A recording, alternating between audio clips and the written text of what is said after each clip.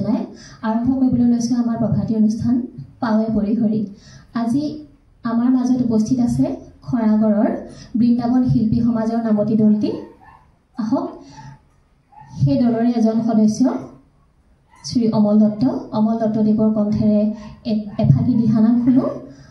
অমল দত্তৰ লগত সহযোগী কণ্ঠ হিচাপে আছে জয়ন্ত গগৈ, নেগেৰাত আছে ঋতুৰাজ শইকীয়া, তালত মানসজ্যোতি গগৈ আৰু খোলত আছে অভিনৱ দত্ত।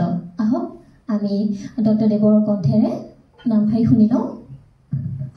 কৃষ্ণ সকলো কাৰ্যকৰ্তালৈ আমি ধন্যবাদ জ্ঞাপন কৰি আমাৰ দিহানামখন আগবঢ়াইছোঁ। কৃষ্ণ ইয়ে ৰাম প্ৰভু ভগৱন্ত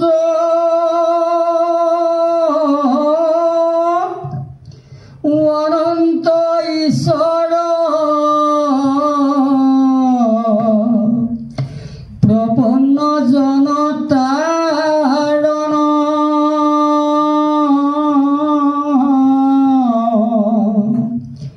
তুমি প্ৰিয়তম পৰম দেৱতা জানিয়া লৈলো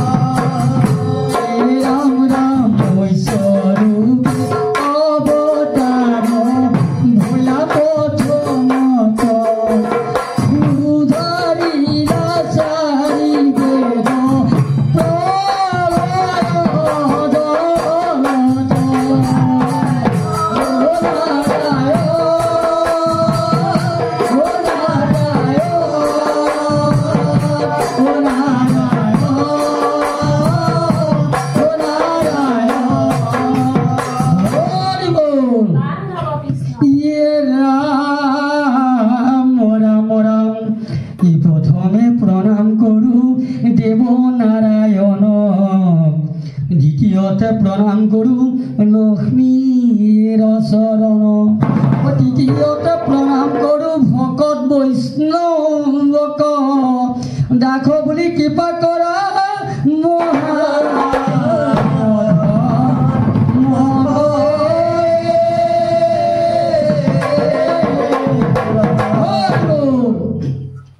দীন বন্ধু দয়াৰ সাগৰ মোৰ ইষ্টদেৱ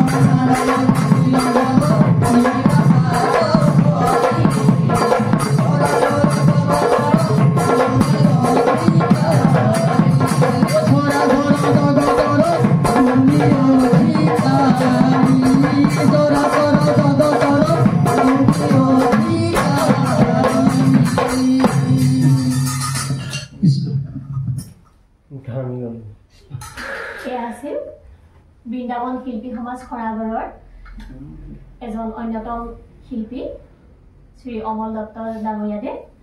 অমল দত্ত ডাঙৰীয়াৰ কণ্ঠৰ এই দিহানাম ঠাইৰে আজিৰ দিনটো শুভ হওক, মংগলময় হওক আৰু তেখেতৰ লগত বাদ্যত সংগত কৰিলে ঋতুৰাজ শইকীয়া নেগেৰা, অভিনৱ দত্ত খোল, মানসজ্যোতি গগৈ তাল আৰু সহযোগী কণ্ঠ হিচাপে আছিল জয়ন্ত গগৈ। আপোনালোকৰ দিনটো মংগলময় হোৱাৰ কামনাৰে কৃষ্ণ।